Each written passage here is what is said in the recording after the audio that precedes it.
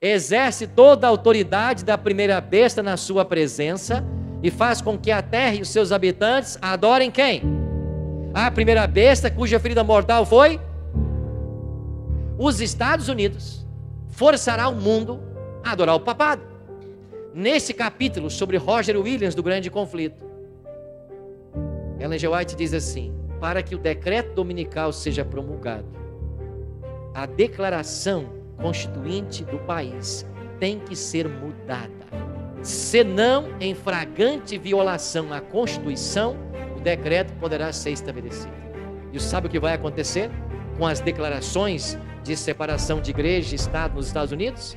Elas serão alteradas, mudadas, porque este país, ele vai tentar levar o mundo a adorar a primeira besta. Olá, meus amigos e irmãos, a graça e a paz do Senhor Jesus.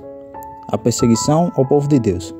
Ao longo da história, o povo de Deus foi perseguido, tanto no Antigo Testamento como também nos dias de Jesus, e essa perseguição se estende até os nossos dias. E mais uma vez, o povo de Deus será perseguido.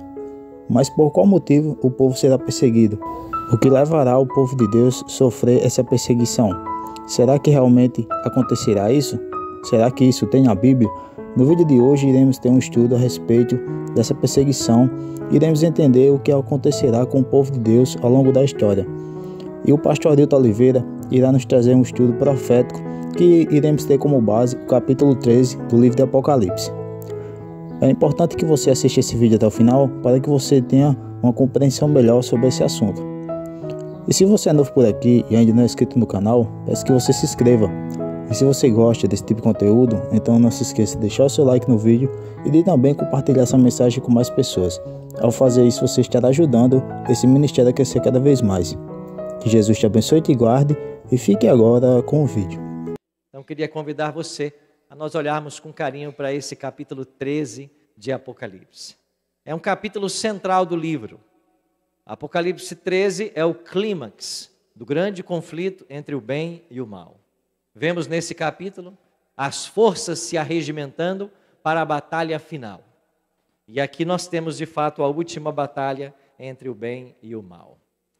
O capítulo 13, como eu disse de manhã, junto com o 12 e o 14, eles fazem parte do ápice do livro do Apocalipse, que foi escrito numa forma literária de quiasmo. Então, aonde os capítulos apontam para um ápice do livro, e nós estamos justamente nesse ápice. Mas o capítulo 13 não começa no 13, ele começa aqui no 10. Olha para o capítulo 10, volte uma página e o que diz os versículos 1 e 2. Vi outro anjo forte descendo do céu, envolto em nuvem, com um arco-íris por cima de sua cabeça, o rosto era como o sol e as pernas como colunas de fogo. Quem é esse anjo? É o próprio Cristo, é o próprio Jesus. Verso 2. E tinha na mão um livrinho aberto. Que livrinho é esse? O livro de Daniel, que estava fechado até o tempo do fim, mas agora no tempo do fim ele se abre. Então na mão de Cristo ele já está aberto. E ele tinha um livrinho aberto na mão, e ele pôs o pé direito sobre o mar e o esquerdo sobre a terra. O que significa essa posição? Cristo com o pé direito no mar e o pé esquerdo na terra. Significa sua autoridade. Ele tem autoridade sobre a terra e o mar. Então no capítulo 10, ele é aquele que tem autoridade sobre toda a terra. No capítulo 13, você vê uma besta que sai do mar e uma besta que sai da terra. Por que nós temos duas bestas no capítulo 13, que saem do mesmo local onde Jesus estava com os pés? Porque essas duas bestas de Apocalipse 13, elas estão tentando usurpar o lugar de Jesus. São poderes que tentam assumir o lugar de Jesus. É por isso que no capítulo 10 ele tem o pé sobre a terra e o mar, e no capítulo 13 os dois poderes se levantam da terra e do mar para tentar usurpar o lugar que pertence a ele. São poderes usurpadores. Nossa missão hoje é identificarmos esses dois poderes. Quem são esses dois poderes? Então vamos para as características que nos ajudam a identificá-los. Apocalipse 13, 1. Vi emergir do mar uma besta que tinha 10 chifres e 7 cabeças, e sobre os chifres 10 diademas, e sobre as cabeças nomes de blasfêmia. A primeira informação que chega é que esse poder tem 7 cabeças e 10 chifres. Ao longo da história, esse poder tem sido identificado como Roma em suas duas fases, pagã e papal. Roma pagã tem a ver com o império. Roma papal tem a ver com a igreja romana. Este poder é identificado como o Império Romano, que dominou o mundo até 476, e depois como Roma papal, que começa o seu domínio em 538. Agora, será que nós podemos afirmar, e está correto essa afirmação? Vamos começar com uma besta, que em Apocalipse, animal, representa reino ou poder, e ele possui 10 chifres e 7 cabeças. Daniel 7,3 ajuda a entender o Apocalipse 13. 4 animais grandes, diferentes uns dos outros, subiam do mar. Em Daniel 7, ele viu 4 animais. Lembram desses animais? O primeiro era parecido com leão, o segundo com urso, o terceiro com leopardo, e um quarto parecia um animal terrível e espantoso. Aí está a descrição dos 4 animais em Daniel capítulo 7. O verso 17 diz: esses grandes animais, que são 4 o quê? Reis que se levantarão da terra. Então, o livro de Daniel ensina que animal em profecia significa um reino ou um rei. Então, esta besta ou estas bestas representam a reis, reinos, e esta primeira possui 10 chifres e 7 cabeças. O que são os 10 chifres? O próprio Apocalipse desvenda. Os 10 chifres que viste são 10 o quê? Reis, os quais ainda não receberam reino, mas recebem autoridade como reis, como a besta, durante 1 hora.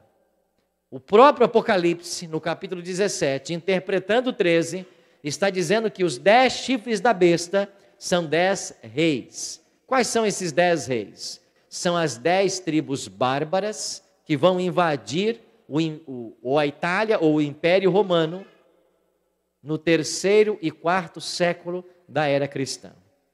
Se você pegar Isaac Newton, que também escreveu um livro sobre as profecias de Daniel e Apocalipse, você vai ver que Isaac Newton, lá em 1733, já afirmava essa mesma interpretação. E ele colocava os 10 chifres como sendo os vândalos, álamos, suevos, visigodos, burgúndios, francos, lombardos, bretões, hunos e Ravenna. Se você pegar os historiadores modernos, há uma semelhança muito grande, com exceção dos 3 últimos, os anglo-saxões, os ostrogodos e os érulos. Então, tanto Isaac Newton, que escreveu mais sobre teologia do que sobre ciência, quanto os historiadores modernos, eles dizem que Roma, império, perde o seu poder para essas tribos bárbaras. Existe um historiador, eu não sei se eu coloquei a obra dele aqui, não está aí, mas existe um historiador chamado Edward Gibbon, ele é um britânico, e ele escreveu uma coleção, ou melhor, 2 volumes, a história do declínio e a queda do Império Romano. E nesses 2 volumes, ele coloca que estas tribos começaram a chegar na Itália no ano 352 de nossa era. E do ano 352, quando começaram a chegar, invadir os territórios italianos, essas tribos começaram a minar a autoridade do Império Romano, até que em 476 cai o Império. E você vai se lembrar que Rômulo Augusto foi o último imperador de Roma. Então, Babilônia perdeu o seu poder para a Medopérsia. A Medopérsia perdeu o seu poder para a Grécia. A Grécia perdeu o seu poder para Roma. Mas Roma não perde seu poder para nenhum outro império mundial. Roma é minada na base. Por quê? Por causa dessas tribos bárbaras, que foram invadindo o território e foram tomando o poder. E quando cai Roma ocidental, em 476, a figura de mais importância que vai sobrar são os bispos de cada cidade. Em cada cidade havia um bispado, e chega um momento que o bispo da cidade de Roma passa a ter proeminência sobre os outros bispos. E isso acontece por causa de um decreto de Justiniano, em 533, que era imperador de Roma Oriental, colocando o bispo de Roma como cabeça de todas as igrejas. E na Itália, ele agora é o pai de todos os outros. Daí a palavra Papa, o pai, o cabeça das igrejas. Quando sai de cena o imperador romano, sobra o bispo de Roma. E o interessante é olharmos para a história mais um detalhe. Um dos títulos atribuídos hoje ao Papa é o do Sumo Pontífice. Toda vez que você vê uma matéria nos telejornais a respeito do papado, ele sempre se refere a ele como o Sumo Pontífice. Sumo Pontífice é um título latino que significa o máximo construtor de pontes. Mas esse título era de quem? Ele era do imperador romano. Lembra você do ditado? Todos os caminhos levam a Roma. Por que esse ditado surgiu? Porque os imperadores romanos construíram pontes, ligando o mundo conhecido a Roma. Por isso o imperador era o sumo pontífice, o máximo construtor de pontes. E quando cai o império e fica a igreja, agora o mesmo título vai ser dado ao Papa, o sumo pontífice. É por isso que os historiadores não falham em dizer que quando sai de cena Roma imperial, já está em seu lugar Roma papal. Roma continua na igreja romana. Então, este poder de Apocalipse 13 possui 10 chifres, porque são os 10 reis que vão minar a autoridade de Roma imperial e preparar o caminho para Roma papal. Esse poder também é identificado possuindo 7 cabeças.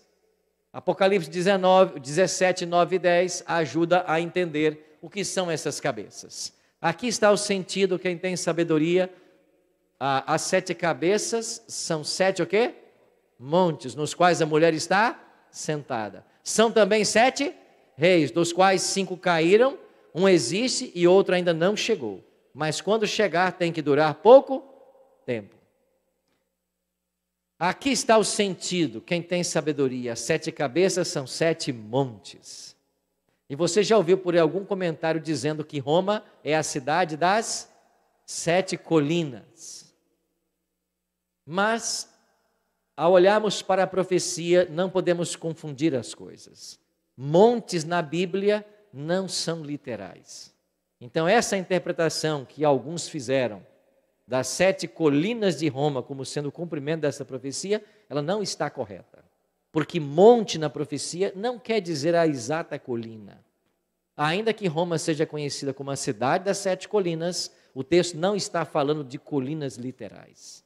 O texto está falando de montes. E o que representa montes na profecia? A mesma coisa que reis. É por isso que está dizendo, são 7 montes e também são 7 reis. O que aconteceu no capítulo 2 de Daniel, quando aquela pedra atingiu os pés da estátua e destruiu toda a estátua? O que aconteceu com aquela pedra? Ela cresceu e formou uma grande montanha.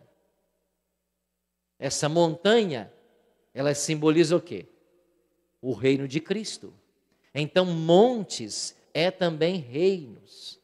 Por isso que o Apocalipse está dizendo, são 7 montes, são também 7 reis, dos quais 5 caíram.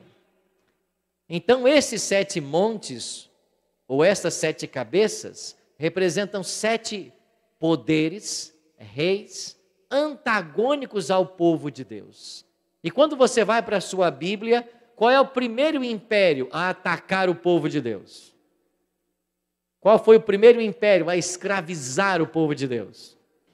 O Egito. Por quanto tempo? 400 anos. O Egito é o primeiro monte, é a primeira cabeça. Depois do Egito, qual foi o império que veio na história? A Assíria. E o que fez a Assíria contra o povo de Deus? Você vai se lembrar que com a morte de Salomão, o reino foi dividido, 10 tribos foram para o norte, para Samaria, e 2 ficaram em Jerusalém, Judá e Benjamim. As 10 tribos que estavam no norte, ou o reino do norte, capital Samaria, essas tribos foram destruídas por quem? Pela Assíria, pelo cativeiro assírio, do ano 722 a.C. Se o Egito escravizou o povo de Deus, a Assíria destruiu 10 das 12 tribos. Depois da Assíria veio que império? Babilônia. O que fez Babilônia com as 2 tribos que sobraram? Levou para cativeiro. Quanto tempo de cativeiro? 70 anos. Egito, Assíria, Babilônia, Medopérsia. O que fez a Medopérsia contra o povo de Deus? Leia o livro de Esther. Os problemas do livro de Esther, quando eles tentaram exterminar o povo judeu, e a rainha Esther se levantou para salvar seu povo, então o império Medo-Persa tentou exterminar o povo de Deus nos dias da rainha Esther. Depois veio que império? O Egito, a Grécia.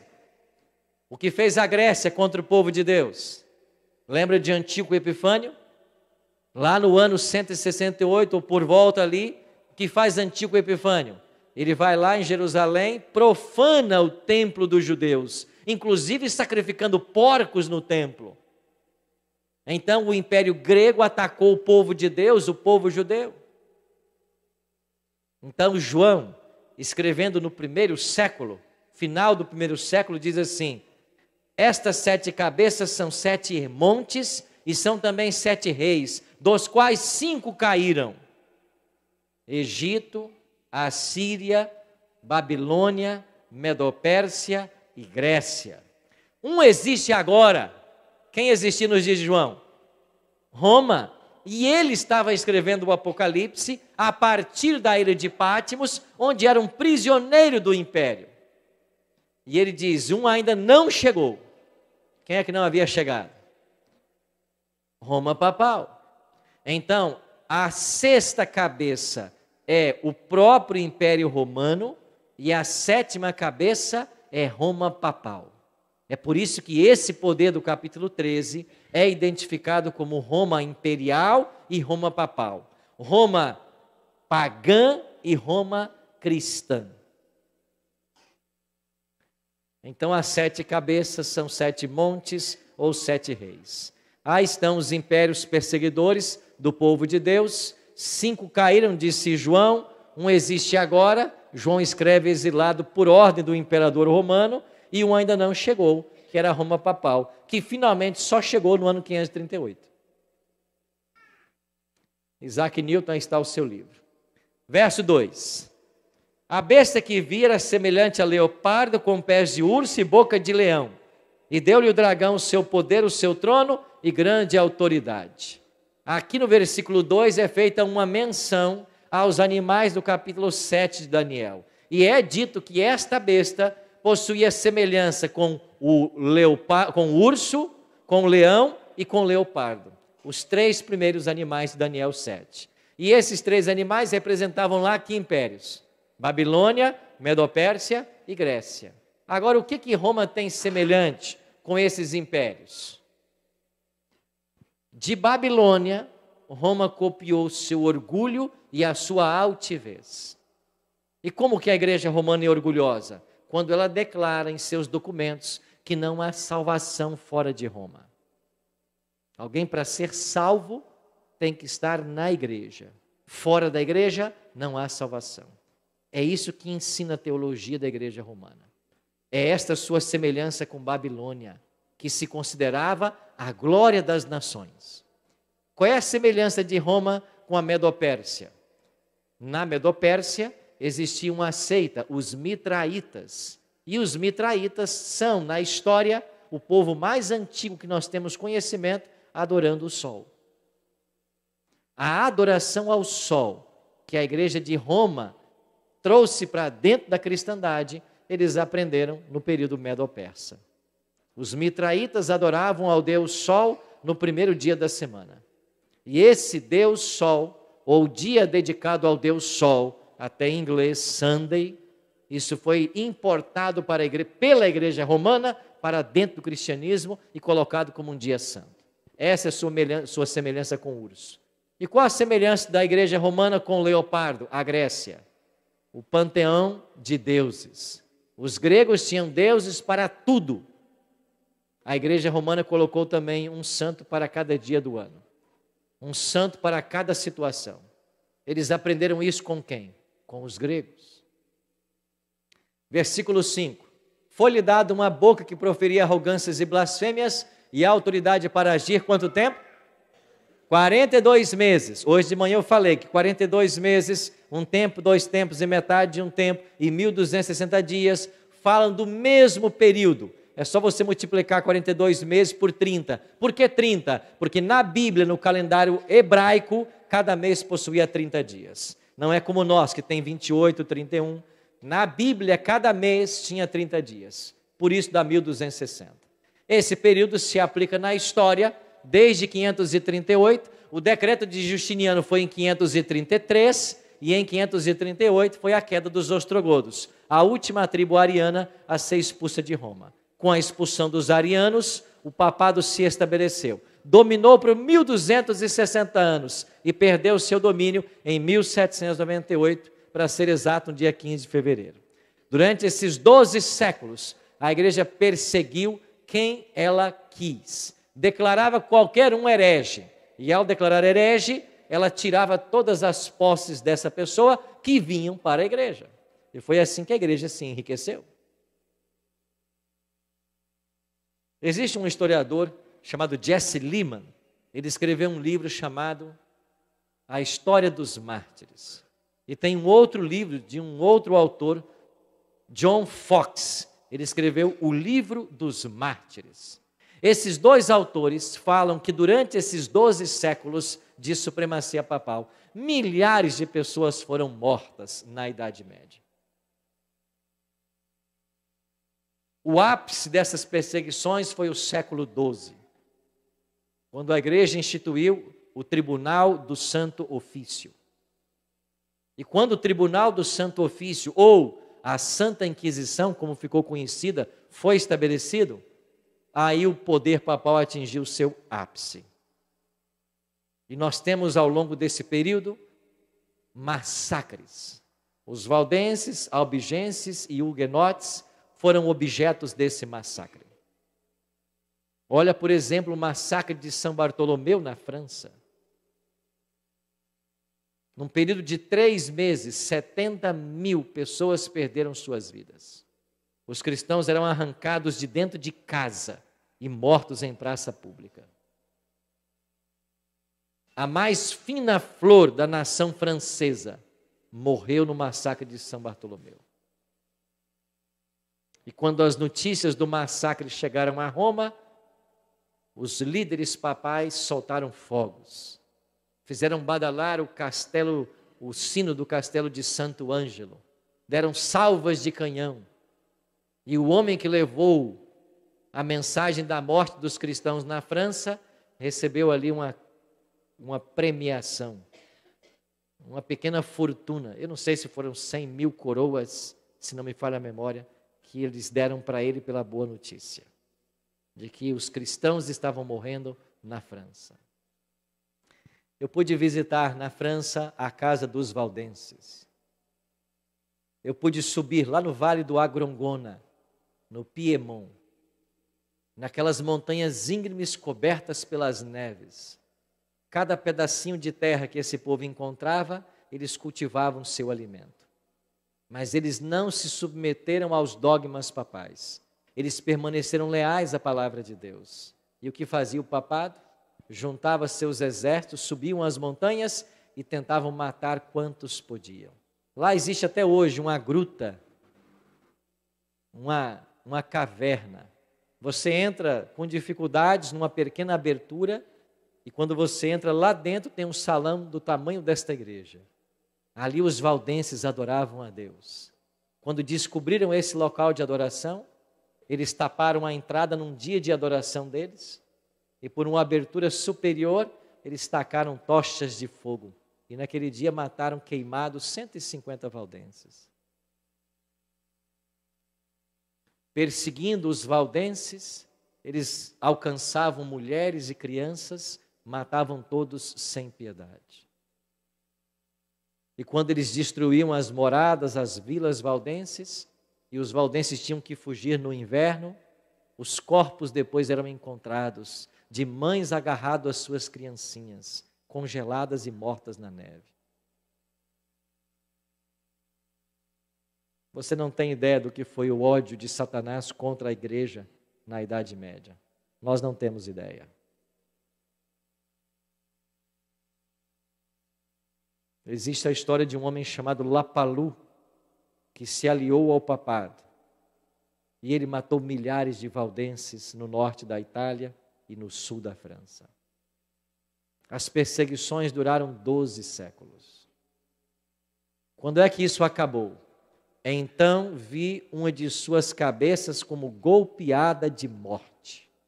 O que foi essa ferida de morte em uma das suas cabeças? A prisão do Papa. Mas o texto diz assim: mas essa ferida mortal foi o quê? Curada. E toda a terra se maravilhou seguindo o quê? A besta. A ferida mortal dada ao papado em 15 de fevereiro de 1798 está em processo de cura. Foi curada? Ainda não. Está em processo. E um dos passos dados nesta cura foi o acordo, o Tratado de Latrão, assinado por Benito Mussolini em 1929, quando devolveu ao papado 44 hectares de terra, que hoje constitui o Estado do Vaticano. Quando colocou a religião católica como oficial, mais uma vez, da Itália. Quando indenizou a igreja em milhões de dólares. E quando fez do Vaticano o menor Estado territorial. E fez do Papa um chefe de Estado. Dentro dos muros de Roma, desses 44 hectares de terra, o presidente é o Papa. O chefe de Estado é o Papa. Ali são suas leis. O que diz a profecia? Esta ferida mortal vai ser curada. E a autoridade que o papado teve na Idade Média voltará a ter em nossos dias. Pastor, como será isso? Nós vamos entender agora. Aí está o Papa Pio VI, preso por ordem de Napoleão Bonaparte em 15 de fevereiro de 1798. Versículo 8. Adorá-la-ão todos os que habitam sobre a terra. O papado será adorado por todos os que habitam, mas quem são eles? Aqueles cujos nomes, o quê? Não foram escritos no livro da vida do Cordeiro, que foi morto desde quando? Desde a fundação do mundo. Quem é que vai adorar esse poder? Quem não tem seu nome no livro da vida. Quem se submeter a esse poder, não terá o seu nome no livro da vida. Então olha a escalada dos papas.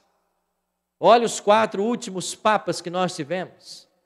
Esse poder que no passado amedrontava, que causou a morte de milhares de cristãos, hoje é respeitado pelos líderes mundiais.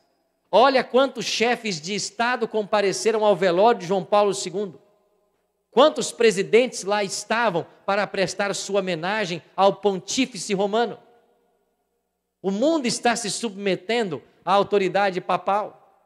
O Papa hoje já goza de boa reputação, de privilégios. Rui Barbosa é considerado um dos maiores juristas que nós temos na história brasileira. Soteropolitano, uma mente privilegiada. Ele estava em uma viagem na Europa, visitando a Alemanha, quando ele entrou em contato com um livro chamado O Papa e o Concílio. Esse livro, que ele encontrou na Alemanha, havia sido escrito por um homem que não se identificou, porque certamente seria perseguido e morto. Então ele usou um pseudônimo, Janus. Ele assinou o livro como Janus e publicou uma quantidade. Rui Barbosa leu esse livro. Do que se tratava esse livro? Uma reunião dos documentos papais, declarando o que eles pensam a respeito do Papa e da sua autoridade.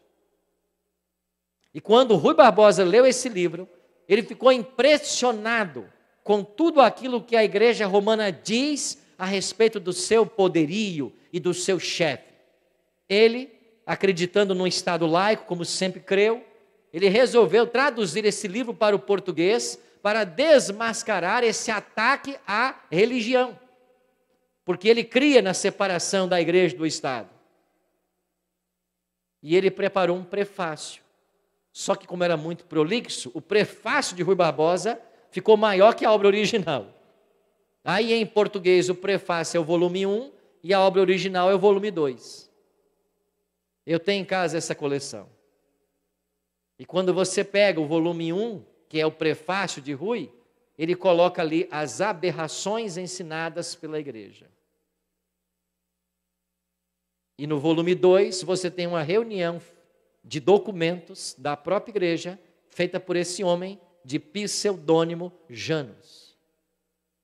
E aí é dito justamente a autoridade que tem o Papa. Ele tem tanta autoridade, tem tanta dignidade, que ele pode mudar qualquer mandamento da lei, sem com isso ferir nada. Ele tem o lugar de Cristo na terra. Ele é o próprio Deus na terra. E por ser o próprio Deus na terra, ele deve ser adorado, inclusive com genuflexões. O ajoelhar-se diante dele. Você acha que esse poder não vai voltar? Vai. Como? Porque haverá uma união. E quem vai se unir a esse poder? A segunda besta. Então vamos para o verso 11. Vi ainda outra besta emergir do mar. Possuía 2 chifres, parecendo cordeiro, mas falava como dragão. Esse poder tem a aparência de cordeiro. Quem é o cordeiro no Apocalipse? Jesus. Ele tem a aparência religiosa, mas ele falará como dragão. Quem é o dragão? Satanás.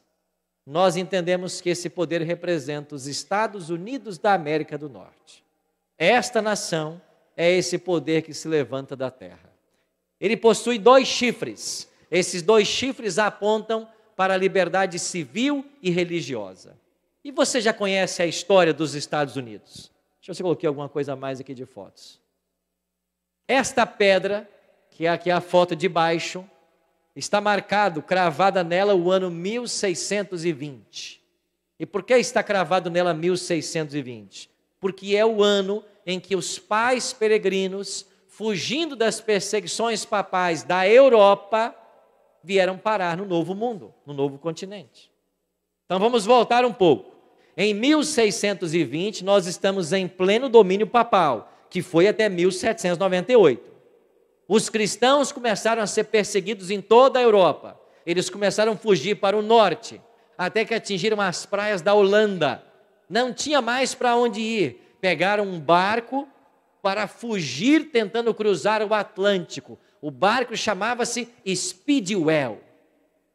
E esse barco sai da Holanda e quando chega próximo à Inglaterra, o barco era velho, não conseguia mais viajar. Eles param no sul da Inglaterra e eles têm que trocar de barco. Agora eles pegarão um barco chamado Mayflower. E um pouco mais de 100 pessoas a bordo desse barco, liderados pelo pastor John Robinson, eles vão cruzar o Oceano Atlântico. E depois de cerca de 90 dias de viagem, eles vão aportar nas praias do que hoje nós chamamos o estado de Massachusetts. E esta pedra marca o exato local onde o Mayflower ancorou. E o ano está ali cravado na pedra, 1620. Que dia da semana era? Uma quinta-feira. A última, eu não sei se é a quarta ou a quinta, eu acho que é a quarta quinta de novembro. A quarta quinta-feira do mês de novembro. E quando eles chegaram ali, aquele dia tornou-se um feriado nacional para esses pais peregrinos. O dia de ações de graça, o Thanksgiving Day. Até hoje os Estados Unidos têm esse dia como seu feriado mais especial. E o que eles comem nesse feriado? O peru. E por que comem o peru? Porque quando os pais peregrinos chegaram, foram estas aves que eles encontraram por ali para se alimentar, para não morrer de fome, até poderem cultivar a terra e arrancar dela o seu alimento. Hoje não, há muitos anos, eles fizeram uma réplica do Mayflower. E quando você vai a este local, que é a cidade de Plymouth, você encontra ali esse barco na praia, ali ancorado, o Mayflower. E você pode entrar e visitar. É uma réplica do tamanho exato que era o Mayflower. No mês de outubro, nós vamos estar indo para lá visitar esses locais agora. Se tiver interesse em ir, depois me procura.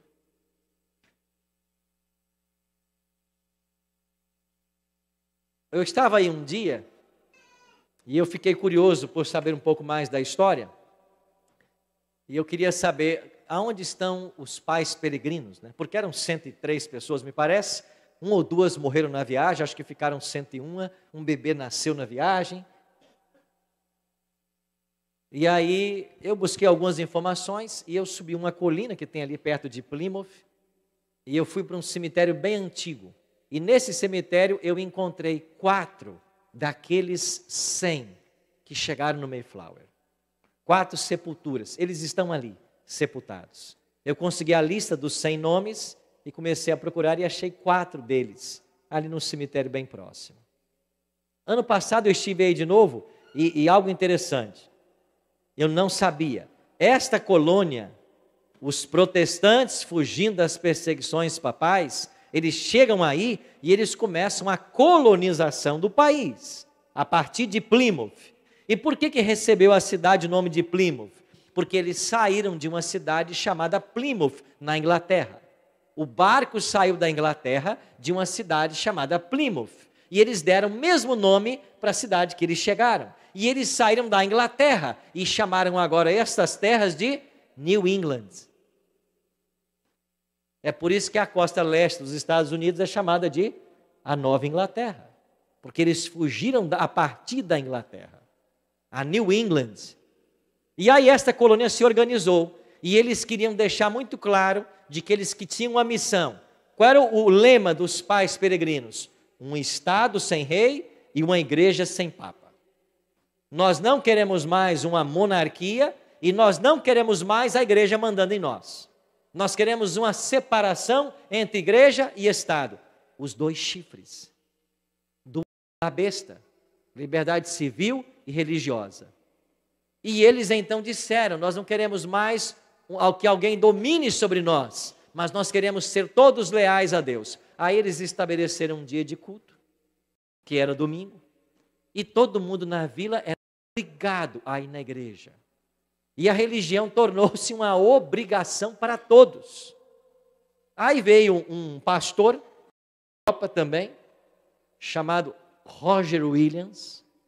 Ele chegou depois, porque quando a notícia de que os pais peregrinos haviam chegado lá no Novo Mundo, e eles estavam colhendo do seu trabalho e tendo liberdade religiosa, o que aconteceu com os cristãos da Europa? Vieram todos atrás. Em pouco tempo, 20 mil estavam chegando aí. E Plymouth é a primeira colônia a ser organizada. Mas eles haviam aprendido com Roma a obrigar as pessoas a praticar a religião. Aí Roger Williams disse, não, está errado. Nós não podemos forçar as pessoas a serem religiosas. A religião tem que ser espontânea, senão Deus não aceita. E com esse discurso, ele se tornou uma pessoa indesejada na comunidade, a ponto deles quererem prendê-lo, e para que ele não fosse preso, ele foi expulso da colônia.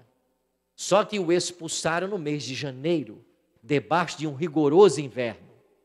Aí Roger Williams foge e por 14 semanas, ele vai no meio de um rigoroso inverno, por entre a floresta, fugindo de Plymouth para tentar salvar a sua vida e preservar a sua visão de religião.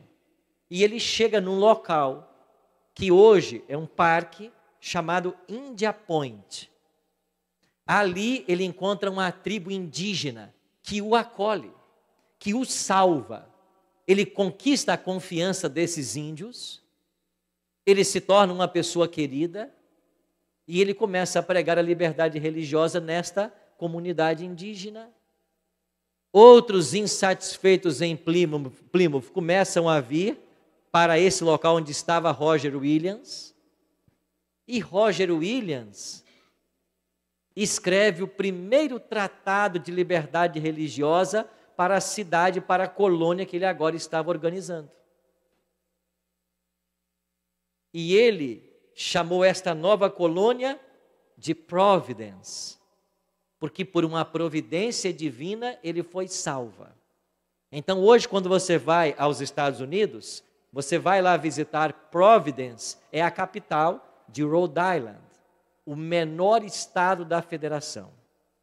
Então Providence tem um nome por causa da providência divina em salvar Roger Williams através dos índios, e deram a ele a capacidade de escrever o primeiro documento pregando a separação da igreja e do Estado, liberdade civil e religiosa. E esse documento, preparado por Roger Williams, que organiza em Providence, que abre em Providence a primeira igreja batista da América, que está lá até hoje, uma igreja linda. Ela data de 1632. A primeira igreja batista dos Estados Unidos foi fundada por Roger Williams. E ele está sepultado bem pertinho aí, num lindo monumento que fizeram para ele. A história de Roger Williams, ela é ensinada nas escolas dos Estados Unidos. E todo mundo conhece a história. E talvez você não saiba, mas Ellen G. White dedicou um capítulo do Grande Conflito a Roger Williams. Um capítulo do Grande Conflito é dedicado a ele, a Roger Williams. E ela diz que foi esse homem que lançou as bases da liberdade civil no novo continente. E a partir do documento que ele escreveu, foi formulada a Constituição norte-americana. Então a Constituição, que finalmente declarou sua independência em 1776, tem sua raiz no documento formulado por Roger Williams. Irmãos, providência divina. Quando você for lá, visite Providence. E lá está o India Point, a exata rocha onde os índios o encontraram quase morto e salvaram sua vida. Este poder, esta nação, que começou assim, pregando liberdade civil e religiosa, o que vai acontecer com esse país? Verso 12. Exerce toda a autoridade da primeira besta na sua presença e faz com que a terra e os seus habitantes adorem quem? A primeira besta cuja ferida mortal foi? Os Estados Unidos forçará o mundo a adorar o papado. Nesse capítulo sobre Roger Williams do Grande Conflito, Ellen G. White diz assim: para que o decreto dominical seja promulgado, a declaração constituinte do país tem que ser mudada. Senão, em flagrante violação à Constituição, o decreto poderá ser estabelecido. E sabe o que vai acontecer com as declarações de separação de igreja e Estado nos Estados Unidos? Elas serão alteradas, mudadas, porque este país, ele vai dar, ou vai tentar levar o mundo a adorar a primeira besta. Mas como isso pode acontecer? A todos os pequenos e grandes, ricos e pobres, faz que lhes seja dada certa marca sobre a mão direita ou sobre a fronte, para que ninguém possa vender, comprar ou vender, senão aquele que tem a marca, o nome da besta e o número do seu nome. Agora vem a marca da besta. No capítulo 7 você tem a marca de Deus, o selo de Deus, Apocalipse 7. Apocalipse 13, a marca da besta. Qual é o sinal entre Deus e seu povo, irmãos? O sábado, Ezequiel 20, 12. Também lhes dei os meus sábados para servirem de sinal. Ezequiel 20, 20. Santificai os meus sábados, pois servirão de sinal. Apocalipse 7. 4 anjos seguram os ventos. Até quando? Até selarmos na fronte dos servos do nosso Deus. Os que aceitam a lei de Deus e o sábado, recebem o selo de Deus. E quem é que vai receber o selo da besta? Aqueles que, compreendendo a verdade do sábado, aceitam o domingo como dia santo. Então, o domingo não é, mas ele será a marca da besta. E quando ele será? Quando for uma imposição civil, quando for uma lei que vai começar pelos Estados Unidos da América do Norte. Lá teremos a primeira nação a promulgar o decreto dominical. Isso não é novidade. porque em vários estados americanos esse decreto já foi votado. São 50 estados, e em vários deles já existe o decreto dominical. Inclusive, ele é antigo. Lá na década de 1880, o filho de Ellen G. White foi preso porque a casa publicadora trabalhou num dia de domingo, num estado que havia o decreto dominical. Isso é coisa antiga. Só que chegará o tempo em que estas leis se farão cumprir. E a menos que as pessoas aceitem a santidade do domingo, elas não terão a autorização para comprar ou vender. O que vai ser essa autorização? Um código de barras, um cartão, um chip subcutâneo, íris do olho? Nós não sabemos, porque isso não está revelado. O que disserem a respeito disso é mera especulação, porque não está na revelação, não está na Bíblia. Mas o que vai acontecer é que as pessoas que aceitarem o domingo como dia santo, elas terão condições de comprar e vender. Como que isso vai ser identificado? Não está revelado. Pode ser um cartão, pode ser um CPF, pode ser um número, não sei o quê. Isso não importa. O que importa é que as pessoas só poderão comprar e vender, ou seja, exercer o livre comércio, se aceitarem a santidade do domingo. Amigos, é para isso que nós caminhamos. Para esses eventos que nós caminhamos. E caminhamos a passos largos. Se você gostou do vídeo, não se esqueça de se inscrever no canal, deixar seu like e também compartilhar o vídeo. Que Jesus te abençoe e até a próxima.